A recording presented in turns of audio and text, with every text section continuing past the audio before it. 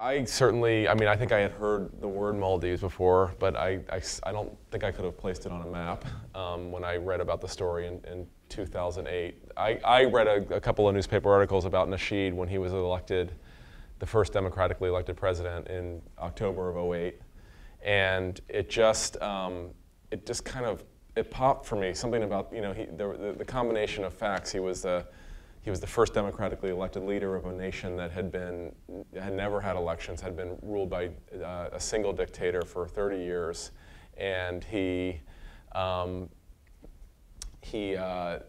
you know, his backstory was just amazing. The civil rights type of, you know, background where he had just endured, you know the worst possible torture and solitary confinement and that kind of thing. And then he steps into office and immediately starts saying these incredibly provocatively honest, refreshing things about the environment, which you know, I had never heard a head of state say before. So the combination was just amazing to me. And how did you convince him to do this and to give you such access, to let him let you into his bedroom and his home and all these things? Amazing access you had in this film. Well, you know, we started talking to his people, you know, his press people before we went there. We were trying to come up with. We had this idea that if we were going to do this story, we really had to have incredible access. And the idea behind it was that we felt like it would be very difficult for audiences to go see a film about climate change, because it just feels like climate change is such a bad word, you know, it's sort of immediate. I mean, we literally had funders say, "Oh no, not another climate film," you know, things like that. Doom and gloom. And yeah, and so we just felt like it had to be personal. That was really, and that's our penchant anyways as documentary filmmakers. And so we started thinking about films that had good access and that you really felt like you got to know somebody well. And then as we were giving examples, we realized that we were really asking for something that had never been done before. You know, a total access to a sitting head of state who's traveling around the world, meeting other heads of state and going to bilateral meetings and that kind of thing was really just a lot to ask for. But to his credit, when we did go to the Maldives and we sat down with him and pitched it to him, he basically, after a few minutes, just said, "Let's do it." And then later on, he told us he thought that we would go away after a little while. So I think it was a combination of him just being super busy, and you know, he liked the idea of transparency. Obviously, that's part of what he's all about. And also just like there were so many camera crews around.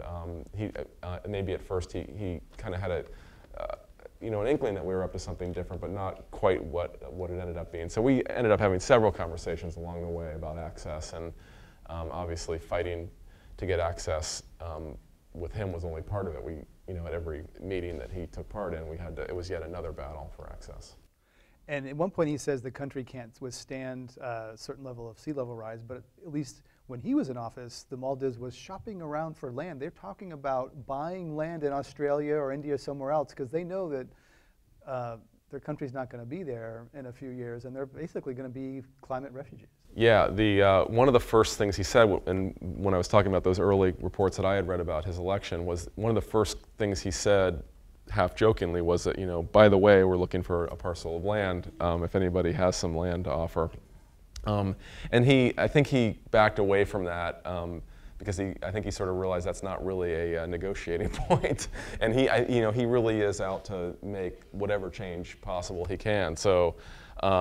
But yeah, I think I mean, that is serious in the sense that, you know, the models suggest that, that, you know, we will have tens or hundreds of millions of people who are displaced, and especially those people from developing countries who don't have the means will just be essentially suddenly homeless, or not suddenly homeless, but over the course of decades, we'll have these mass population shifts. There's another film out there, you film goers, called Climate Refugees. I don't know if you've seen it, but it depicts sort of Maldives all over the world. UN estimates there's already 50 million climate refugees right now, maybe even more. We're going to open up to some questions from the audience. One last question is, I was in Copenhagen, and you did a fantastic job of putting it together. I saw a lot more of Copenhagen in this film than being there for a week. Just give us a sense of what it was like to be in the quarters of power at this global summit where all, you know, Hillary Clinton's walking down the hallway. Well, it was just insane. I mean, you know what it was like. You were there. It was. I mean, didn't have the access that you had. Yeah. Well, one thing that we had realized by then, that was about a year into our shooting, and we realized that we had been kicked and abused so many times and thrown out of meetings. One thing we realized is we couldn't be press. We couldn't have press badges. That wasn't enough. A press badge just doesn't get you that far anymore in a place like the UN, or there's just such set protocol for how governments and the UN deal with press. And so we convinced the Maldivians to make us part of their delegation. So we went with them. And we still had to fight for access in rooms where obviously there were other governments involved, but at least we got to the point where we could ask them the question. Whereas if you're in the press, there's just a whole series of hierarchy you have to go through to request interviews and request access, and when there's 3,000 cameras around and I don't know how many thousand other print journalists, it's just impossible. Question about the Indian meeting with the Indian delegation. Yeah, I think that's just a fascinating scene. At one level, just that you have a minister kind of browbeating a head of state in a bilateral meeting like that, it would just be a much bigger country. Yeah, much bigger country, but it just gives you a sense of how how kind of international politics can work. Like you're gonna do this because we want you to do that, and we have the control. And so I thought that was fascinating. How did it resolve itself? I think it's not resolved. I mean, India's position, as it's kind of articulated in a few scenes here, is that they have as much right to develop as the developed countries of the world did, and how could we have how do ethics give us the ability to stop them? And that debate basically, that's basically the nut. That's the crux of the situation. Is how do you two wrongs don't make a right. Nasheed is obviously right about that. But but also if you have 700 million people in India, or hundreds of millions of people all over the world who are living without the niceties of civilized life, then how can you keep them from doing that? So it's a significant philosophical question.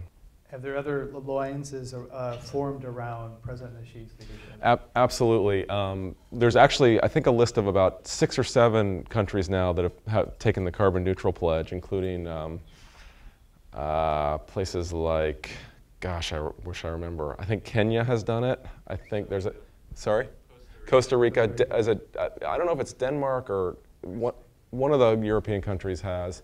The EU in general is, of the developed countries, the most aggressive about reducing carbon emissions. Obviously, Germany is kind of one of the bright lights, and there are other island states like Grenada and places like that have kind of stepped in and kind of seen that there's effective moral authority in what Nasheed is proposing.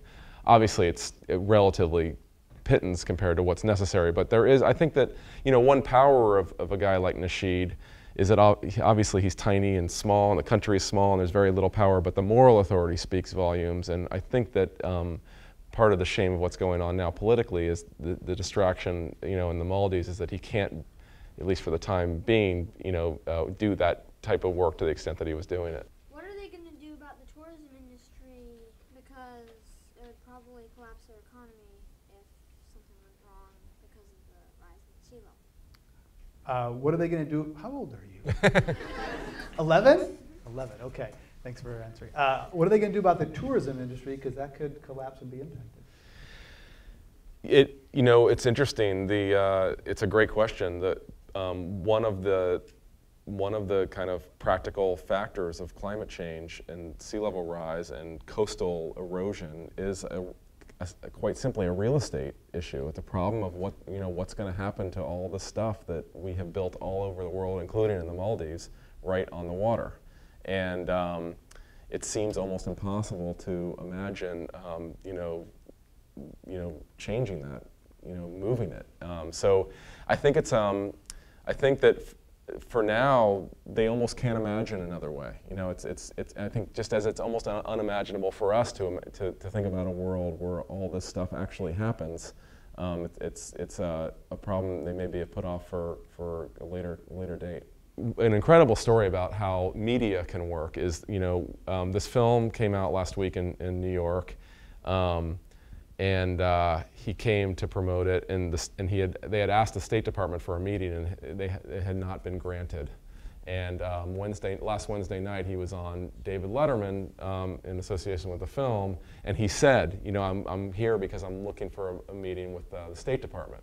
And the next morning at 9 a.m., the State Department granted him a meeting. And the interesting thing is that I just had a feeling at that moment like, wow, we really need to keep this film alive, you know, and it's so hard for independent documentaries, especially ones about leaders of other countries, climate change, such huge, difficult topics to make their way in the mainstream. But you know, if there's anything, if you like this, if you felt like this was an interesting experience and a moving experience, tell your friends, keep it alive. I really do believe that it's helping him, and obviously, I think that sort of personalizing the notion of climate change is such an important one. One just kind of simple message of Nasheed that I kind of dawned on me actually late is just the simple question of getting up in the morning and asking yourself, what can I do? You know, and he woke up one morning and he was president of his country, and he thought, well, what can I do? And the obvious question is, well, I can use that power to try to talk to other world leaders about this terrible problem that we see coming for our country and for the world. And but I think we can all ask that question, whether we're the vice president at a company, or a student at a school, or whatever it is we do, we can certainly ask the question about what can we do. And if we all worked as tirelessly as Nasheed, then obviously, I think, like you said, there's just a huge amount of impact. So we're going to end up on an upbeat note. I think it's fantastic you're here on a school night. Thanks to your mom for bringing you. What are you doing about climate change? Coming to this film. I guess so, but not a lot right now. Well, just the fact that you're here, you're doing a lot, and so this is why we got to do this. Thanks everyone to Jon Shenk. Thank you very much. I appreciate it. Thank you for coming.